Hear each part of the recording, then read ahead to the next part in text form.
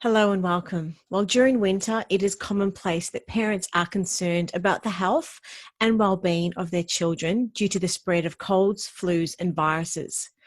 2020, however, has presented an exceptional set of circumstances collectively for everyone, as COVID-19 has created an exceptional amount of heightened worries and concerns.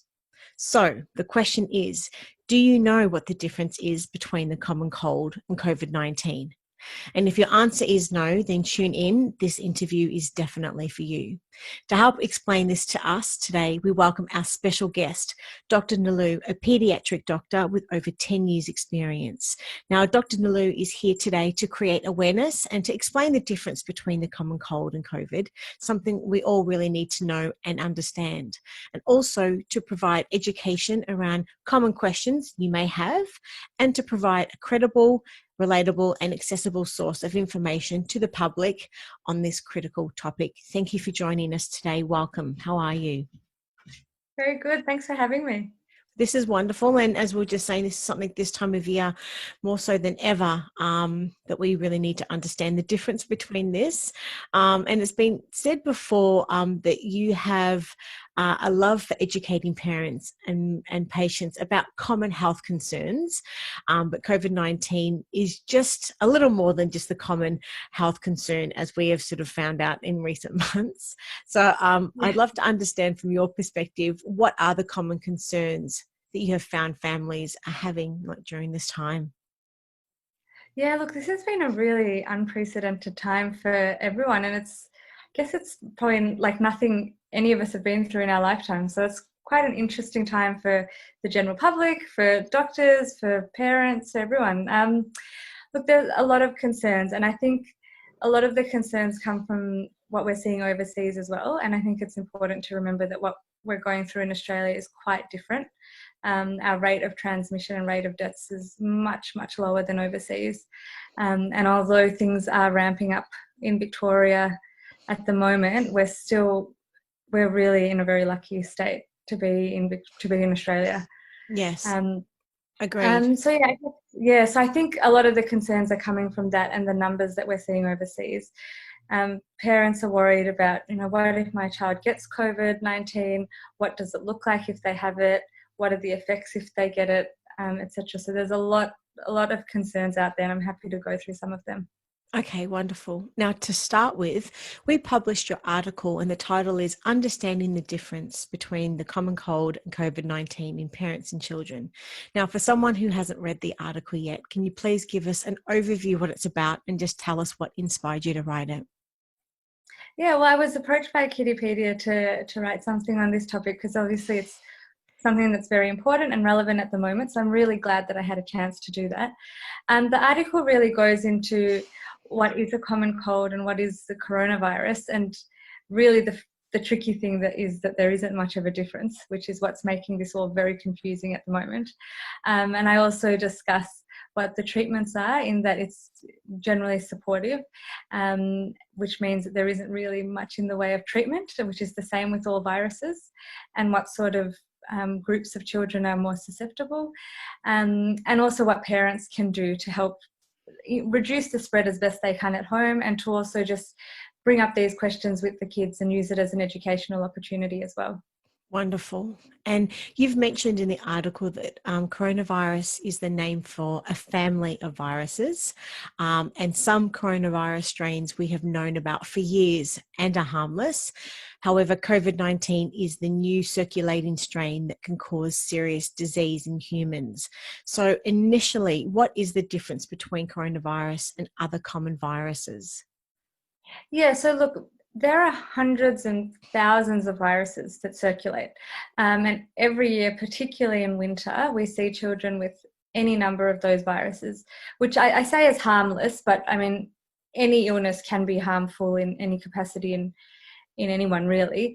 But what we see come through emergency doors is generally what we call a common cold, which can be anything from a sore throat, red ears, headache, body aches, vomiting, diarrhea.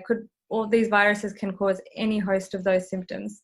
And there's about 10 or so that we test for routinely, not in every child with the virus, but in specific groups of children. And then apart from that, there are hundreds and hundreds more that we rarely test for. We don't really need to know exactly what it is because we know the way that these common viruses behave. Coronaviruses are a family of viruses, and there are some that we've known about for years that do cause fairly benign cough, cold, runny nose, fever illnesses. And we know that sometimes children who are either really young, so really young babies, children who have other medical problems or who are on immune suppression medication, for example, can get quite sick with these viruses. But the vast majority of children are pretty well enough to be at home with fluids and pain relief, and they can manage the virus at home. Mm-hmm. Coronavirus, as far as we've seen in the current COVID-19 SARS virus that we're seeing circulating, is generally more mild in children. So it does cause a bit of a common cold type picture. I keep saying, doing that in inverted commas, because there isn't really a common cold virus per se. So the current COVID-19 does cause this very similar picture in children. The tricky thing with that is it can also cause other side effects that we're seeing mostly overseas. We haven't seen that here because we're not getting the same numbers as we are overseas. Mm-hmm. And this current one is causing a lot of severe illness and death, unfortunately, in the older population. Mm-hmm. So although it is a bit like a usual virus, there's that other complications that we're seeing. Yes, and there are still a lot of unanswered questions, which is the biggest challenge for everyone at the moment. And with regards to children, I've read that the Mayo Clinic in the US has reported that, although rare, infants under the age of 1 are at higher risk of severe illness from COVID-19, which, as you mentioned before, doesn't necessarily relate to school-aged children. But studies have also showed that newborns may be infected with the virus during childbirth or exposure to sick caregivers after delivery. Not so much here in Australia, as you've just alluded to, this is more so overseas, but it's just important for us to be aware of what is happening overseas here in Australia. And also older children who get the virus have symptoms that that tend to be mild and cold-like. And they sort of can recover within a week. So it is broad, depending on the age of the child and obviously on the strain. So I just wanted to ask in general, what are your thoughts on this? Yeah, I think that's what's making this so confusing. You can have zero symptoms and be positive, or you can be really sick with it. So, and I think that's what's really confusing for parents and for health professionals as well. Suddenly we've gone from a winter where every snuffle is just put down to a simple virus, but now we need to think of every single snuffle as potentially being COVID. That's it. Not necessarily because the child will be super unwell, because we know that children in general have more of a mild illness, but we do know that the spread of it to the older population or those with other medical problems, it can make them really quite sick. And we're just seeing more and more evidence of that coming up. So it's really hard to distinguish the difference between a coronavirus, COVID-19 illness and a regular virus. Yes, and you've mentioned earlier in this chat that there's no common cold per se, that there are hundreds of viruses that can cause a whole host of different symptoms, from cough, red throat, runny nose, sore ears, vomiting, diarrhea, rash, and many other symptoms. So I'd love to know what COVID symptoms should parents look out for that would present differently than a common cold, flu, or virus then? Well, that's the tricky thing. They all overlap. So the most common symptoms of COVID-19 are runny nose, cough, sore throat. And then there's also fatigue as well in there. But honestly, so many viruses can give you those symptoms.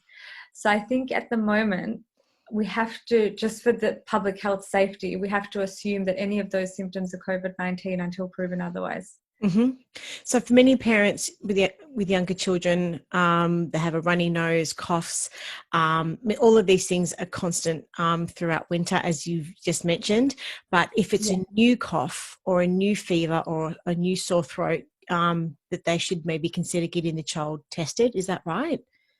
Absolutely. I would say at this stage, just given particularly if you're in Victoria, given the situation at the moment, any cough, runny nose, sore throat, difficulty breathing, all of that should be tested really for COVID, more for the child's sake, but also for public health safety as well.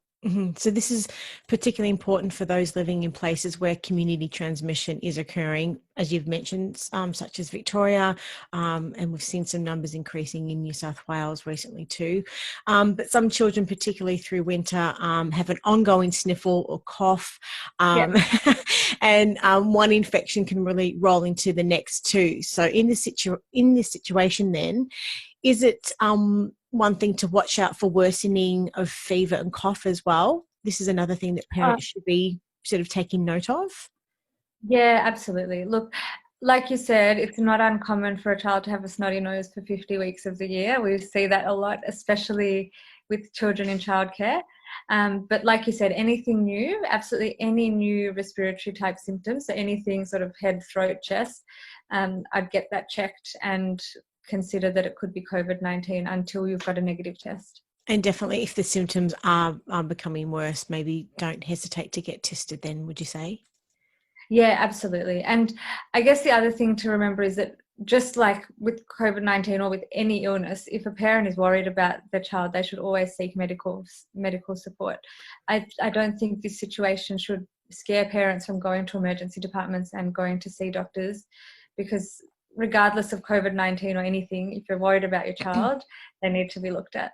Yes. So just to reiterate, the symptoms of COVID-19 include fever, cough, runny nose, sore throat, difficulty breathing, and fatigue.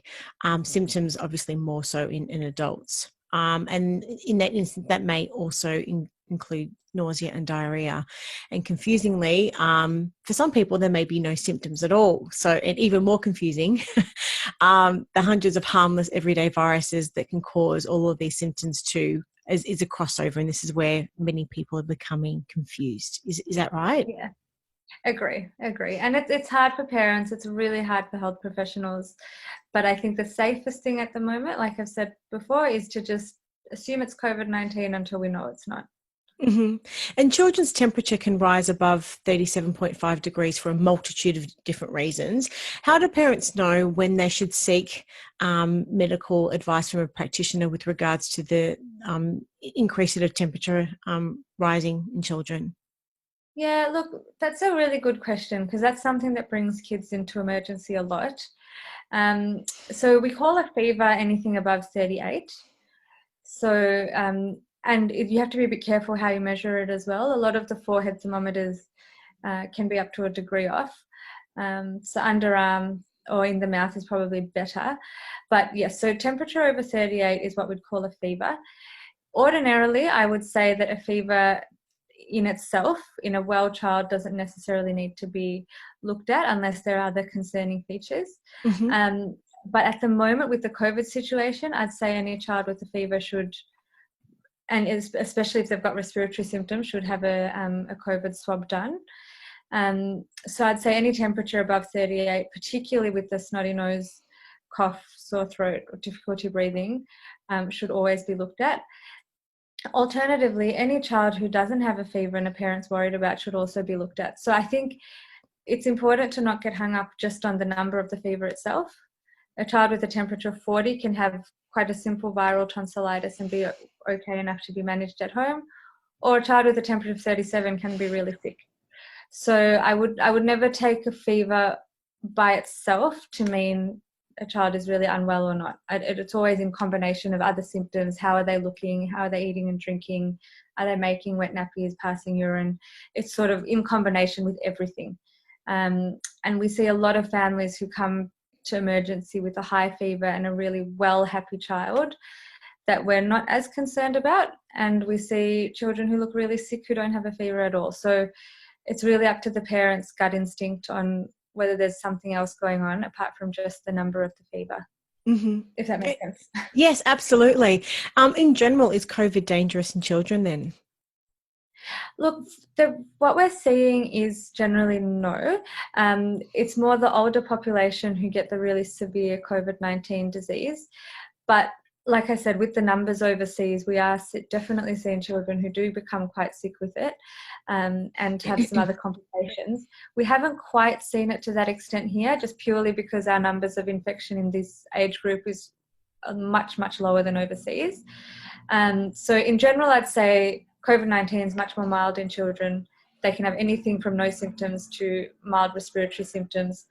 We're not seeing the severe disease as much, but it is something that all paediatric doctors and paediatric hospitals, emergency centres are preparing for, just in case that does happen. The healthcare workforce is definitely preparing for children who potentially become unwell. And with regards to transmitting the virus also, I've read that children transmit the virus the same way that adults do, which is through droplets when they sneeze or if they touch a surface and then touch their face. And especially in younger children, we all know that they don't like to wash their hands and that they like to be close to one another as well. So in a similar fashion, these droplets may be transmitted from one child to another. So I just wanted to know your thoughts on that in particular. Yeah, look, I mean, anyone who's got kids knows that it's impossible to keep their hands to themselves and to not slobber on things and not touch things after they've slobbered on their hands. So transmission theoretically is really tricky in children. We haven't seen as much being transmitted from child to child as you would expect, and I think that's probably because of a lot of the isolation and social distancing that we've started quite early on here, which is why I think Australia has done really well. Mm-hmm. But yes, it's really hard to do that social distancing with children, particularly when they don't understand. When a child is old enough to say, wash your hands before you eat, that's one thing. But if they don't understand that, it's really tricky, which is why I think the social distancing, limiting public outings, limiting visitors, obviously following the local recommendations is really important, because with children, unless the parents force them to not go into those situations, there's no way that you can stop them from touching things. Mm-hmm. So that's where the social distancing really is important for children. Great advice. And in your view, I'd love to know the answer to this question. Can viruses in general be treated, and can COVID be treated? Yeah, so look, viruses, the vast majority of viruses cannot be treated. So antibiotics work to kill bacterial infections. We do have some antivirals for some viruses, but most of them can't. So most treatment that we do for viruses is what we call supportive. So if a child is dehydrated, we'd give them fluids. If they need some oxygen support, we'd give oxygen. But that's not really to treat the virus per se, it's to treat the side effects or the complications of the virus. COVID is much the same. So there's no antiviral to treat COVID. So if a child gets COVID and needs hospitalization, it'd be similar, sort of fluids or oxygen or breathing support. There are some medications that they're trialing here and there for more severe disease, but there's no treatment as such, which again is what's making this really difficult. Mm-hmm. So all in all, parents really, just to be able to prevent their children or anyone in the family from getting COVID, is to adhere to social distancing. As we know, with young children, this is not easy. So parents should really be following isolation rules. Have children avoiding touching objects in public places, washing hands often and always before meals, and keeping commonly used areas around the home frequently cleaned, would you say? Yeah, exactly. I mean, look, with childcare and schools and things, it is a bit trickier, and at some point it's up to the parents really to decide if they'd rather keep the child home or send them to childcare. Of course, it's hard to keep children home all the time in terms of work and lifestyle and things like that. So it's just really finding that balance. And if you can keep the children home, that would be recommended. But otherwise, of course, children do need to go to childcare. Parents need to be able to get to work. So I completely understand that. And it's important just to question the childcares as well, just to make sure that they're trying to follow, they can't really distance as much in childcares, but just being really careful with hygiene and hand hygiene. Mm-hmm. And it's okay to ask those questions. Yeah, I'll maybe expand on that in a little bit in just a moment. But I just wanted to ask initially, are there any other things that we can be doing to help, I guess, our general health? I've spoken to a lot of people in the last few months now, and a lot of them have mentioned about a balanced diet, keeping on top of background underlying medical problems, ensuring that we have vaccines for children up to date, and being aware of immune boosting fads per se. But is there anything else besides this in particular that we really can be doing, and or just all of those things that we've just mentioned? Yeah, look, that's a really good list. There are a lot of fads out there at the moment, and a lot of people are jumping on the immune boosting bandwagon. I think really the main thing is keeping up a balanced diet, making sure that with a balanced diet, generally you have enough of the vitamins and minerals that you need for a healthy functioning immune system, or supplementing vitamins and minerals if the child doesn't have a balanced diet for whatever reason. I think it's really important to keep on top of the background medical problems. I worry that at this stage, with a lot of telehealth and reduced contact with medical professionals, that children with background medical problems probably aren't being followed up as closely as they would have otherwise. Mm-hmm. So I think it's really important for parents to keep up diabetes medications, or even keeping up their immune suppression medications for various diseases, keeping up that medication and keeping up the health professional contact to stay on top of those background medical problems. Because not just for COVID-19, but for any infection that comes up, any child with background problems tends to be have a bit less reserve. So I think it's really important to keep on top of that, and adults as well. I might add, I know we're chatting about kids, but really important for adults to keep on top of all of their background medical problems around now as well. And ensuring, yeah, continue. Yep. No, sorry, go ahead. No, I was just going to say, and just ensuring, I guess, when children are out in public, just ensure that they're trying to avoid touching their eyes, their nose, and their mouth. With giving that, I know that we're speaking about COVID, but with picking up any other bugs or anything else, and teaching children how to cover their nose and mouth with a tissue when coughing and sneezing, and or into the elbow, and obviously using hand sanitizer is obviously a really big thing. Would you say? Yeah, they're huge things. I'm glad you brought that up. Yeah, I forgot to mention that before, but absolutely. Hand hygiene in general is so important, not just for COVID-19, but for any virus really. Yeah. And I'm really glad that we're starting to think about this a bit more, because we might see less rates of other viruses as well if we keep In the this future. up. Yeah. Yeah. And I guess it's really commonplace that children can spread bugs and pick up all kinds of, bugs and viruses whilst at preschool, and at school in general, as you were just mentioning. So in your view, what should parents be asking, I guess, kindergarten, preschool, childcare centres, and maybe even primary and secondary schools about how they are protecting their children? What sort of questions should they be asking? Yeah, look, I think it's important to be realistic. I mean, it's almost impossible to have a group of kids together, and especially the younger they are, to make sure they don't touch each other and touch things. But I guess it's just checking that there's regular cleaning of surfaces. If the children are old enough, making sure they're washing their hands before meal times. And it'd be good to know whether there's just some general education about hand hygiene. There's a lot of really fun videos about hand washing and things like that. So it'd be good to know that primary schools and childcares are trying to take on that education side of it as well, because it's a really important educational opportunity for children as well. So schools and daycare and kindergarten, preschool should have some strict protocols around frequent cleaning. They should be able to go over and above their standard regulations, would you say? Yeah, absolutely. And I think it'd be fair enough for parents to check that the childcare workers and the teachers and whatnot are also being protected, and that they're also being responsible, that if there's someone's unwell, they won't come in, that they'll do strict isolation of anyone who's been in contact. And you want to make sure that there's clear communication between the parents and the childcare and school if there are any concerns about anyone having COVID-19. Mm-hmm. And I just wanted to address the long-term biological effects of COVID-19 stress on children's future health and development.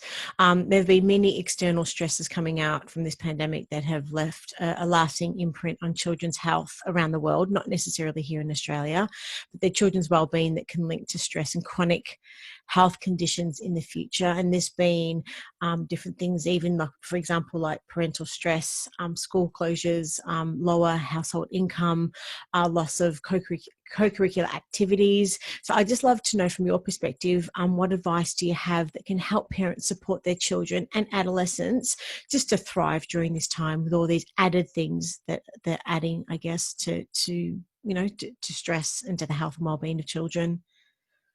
Yeah, I'm really glad you brought that up because I think it's something that we don't talk about enough with regards to COVID, because there are, of course, all of the health implications, but what about all the non-medical related implications of being in lockdown, of all of this uncertainty around the world? I'm sure that there's going to be increasing rates of mental health issues in teenagers and children after this. And like you said, the family stresses as well, in lower income in families, family violence, domestic violence, and I'm sure these things are going to surface the longer this continues. So I think it's really important for parents to just be aware of the non-cough, cold, fever related side effects of COVID that's currently going on, and just really keep that dialogue open where you can, especially with teenagers who might retreat a bit in this situation. But also that sort of younger age group that aren't quite old enough to understand why we need to be in lockdown, and those questions about why can't I go to a playground, or why can't I do this and why can't I do that. Just really trying to acknowledge that it's a difficult time for them and try to use this as an educational opportunity for them as well.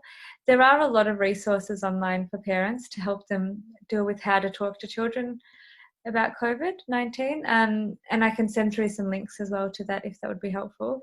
But I think it's important for parents to be aware that while it is very stressful for them to think about work and family and isolation and social distancing and whatnot, it is equally stressful for the children, and I think it's important to acknowledge that and just really talk about it. Yes, and we've published and a few. Seek help early. Oh, sorry. No, they continue. What were you saying? Just seek help early. I know that medical and psychological support is looking a bit different at the moment because of COVID-19, but I think it's important to still make sure that you're accessing, whether it's through telehealth or Zoom psychological sessions or whatever it is, just to make sure that you're still seeking support. And for parents with themselves as well, if they're struggling with the partners or, just seeking family supports as well where possible.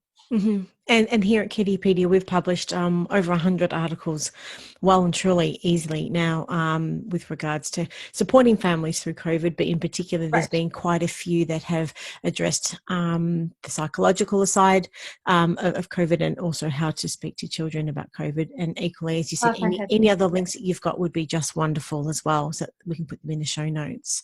But lastly, I've left the really serious and heavy question to last, which you've alluded to some of this stuff happening overseas.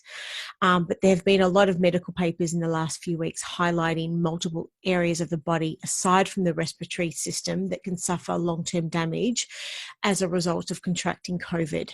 And whilst I guess the coronavirus disease that has caused COVID-19 presents much milder symptoms most children under the age of 18, experts have warned that infants are more susceptible to COVID-19. I guess are more susceptible to it due to their less developed immune systems. And many parents have expressed concerns about the multi-system inflammatory syndrome in children as a side effect that coronavirus can appear 3 to 4 weeks after a child has contracted the virus. So this particular syndrome, which is also known as MISC, MIS-C, can cause different parts of the body to become inflamed. I just wanted to ask, just initially, what's been your exposure and or understanding of this, more so in children overseas at the moment? Yeah, look, the research is still being conducted and still being gathered. So I think the tricky thing is we don't really know for sure. Mm-hmm. And the virus is behaving so differently in so many different people that it's really hard to get a clear pattern of it. But I think there is emerging evidence of multi-organ involvement. And that's through the blood vessels mostly. And we're seeing blood vessels are everywhere in the body. So although it presents primarily as a respiratory illness, I think there's mounting evidence that it can involve other body parts and other organs. We're not seeing as much of it here, again, as I've mentioned, just because of our numbers are so much lower. So we will be guided by the experience overseas. I think it's my exposure has been very little because I've actually been on maternity leave since all of this started. So I haven't actually seen that many children with multi-organ involvement at all. But I think it's important for parents to just be aware of it. I wouldn't be, I would just take on the same degree of concern about their child in terms of if they present with any sort of medical problem at all. Just go by the normal means, speak to the GP, go to emergency if you're concerned. Of course, the health professionals will always have COVID-19 in the back of their mind. And we're very lucky that we're very forthcoming with the testing here, and children will be tested for it if there are any concerns whatsoever. Mm-hmm. So I don't think there's cause to panic. I think parents should be concerned enough to be vigilant, to listen to the state advice and to seek support, but I don't think that they need to panic about everything that pops up being COVID.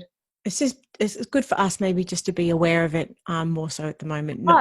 Yeah, absolutely. I think at the moment, with the way that things are going, particularly in Victoria, almost anything that comes up medically that you're worried about with the child, you need to keep COVID in the back of our mind. So as long as we're keeping that in the back of our mind, but not being too concerned about it to the point that we're not leaving the house or doing anything. Sort of trying to find that balance of being concerned and being on the lookout without being too overly anxious about it. That would be really nice if we can try and find that balance. Yes. And just to, I guess, finish on what the Mayo Clinic and what all the different research is finding about that MISC syndrome. But the Mayo Clinic describes it as a serious condition which parts of the body, such as the heart, the blood vessels, the kidneys, the digestive system, the brain, the skin, and the eyes become inflamed. So just all in all, I guess we shouldn't underestimate the seriousness of the COVID infection. As you just said, it's just more, it should be at the back of our minds. But pretty much it seems like that COVID is like a nose to toes disease that can affect all different things, from a loss of smell all the way through our bodies to frostbite in our toes. And the number of young people in ICU, definitely overseas, is on the rise. So I guess for many people, this represents a long-term scarring and disability with breathing and general health. So we want to avoid anyone at all obviously getting this, but in particular obviously children as well. This is something that they may live with for their entire lives, some of this scarring. So the condition is rare, as we know, in children, but some people have actually some medical professionals, and a lot of the reports in some cases have been mistaken with a Kawasaki disease and toxic shock syndrome, and that's how it's presented in children. Have you read anything or heard anything like that before? Yeah, similar. That there is evidence of this occurring. Kawasaki disease is something that we've seen long before COVID-19, and it's a very similar sort of illness. And I guess it's now, if we see a child that we would have ordinarily thought had Kawasaki disease, of course we'd think about COVID. But again, I think that's something that happens when a child is unwell enough to be seen by a medical professional. Then it's our role really to think about that.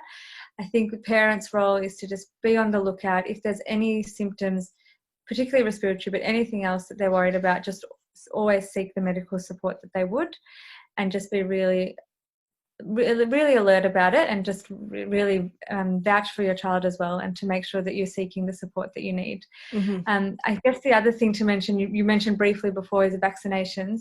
Just keeping up the routine vaccinations, because we know that flu, for example, influenza, can cause really serious illness in children, and we see much more flu-related ICU admissions than COVID-19.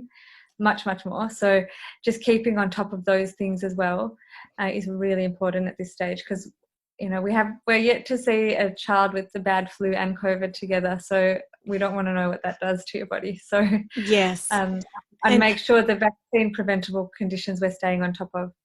yeah, and I guess to further conclude, we should not be underestimating the seriousness of COVID infection, definitely in children. And if your child is showing symptoms, you might be tempted to think it's just a cough, but most of the time it will be just a cough, I guess. But it's just for us to, I guess, just to have that early detection, and I guess applying other measures, as you've mentioned before, such as physical distancing, staying home if unwell, hand hygiene. All of these things are absolutely critical for our response and keeping ourselves and our families safe. Now, we've touched on... Oh, sorry. Yeah, go. I was just going to add, I mean, the other thing about it being just a cough in a child is that a child might have COVID-19 and get away with just a cough. But if that child gives it to their elderly grandparent, they could very much end up in ICU or worse. So although a child could be reasonably well with COVID-19, it's really important to make sure that we're keeping them away from other vulnerable populations, particularly the elderly. Mm-hmm. Absolutely. We've covered a lot of information in this chat today. If you were to summarize your key messages for any parent watching or listening, what would they be? So I'd say be concerned enough to follow advice, but not concerned enough to panic. That's probably my number one. Then also, any viral symptoms, consider that it's COVID until proven otherwise. So make sure that the child gets tested, and to follow the state rules very closely for social distancing and isolation. And just, advocate for your child. You know your child the best. And if you're concerned about anything, whether it's COVID-19 related or not, you should always seek extra medical support. Wonderful. And if parents have got any other questions for you and or want to reach out after they watch and or listen to this chat, whereabouts can they find you? You can find me on Facebook, my Facebook page, Dr Nelu, or on Instagram, that's Dr_Nelu. I'm sure we'll give you all the links. But yeah, I'm generally fairly responsive to questions. I do have a newborn at the moment, so I'm trying to do it in between all of that. But yeah, very happy to be contacted on social media.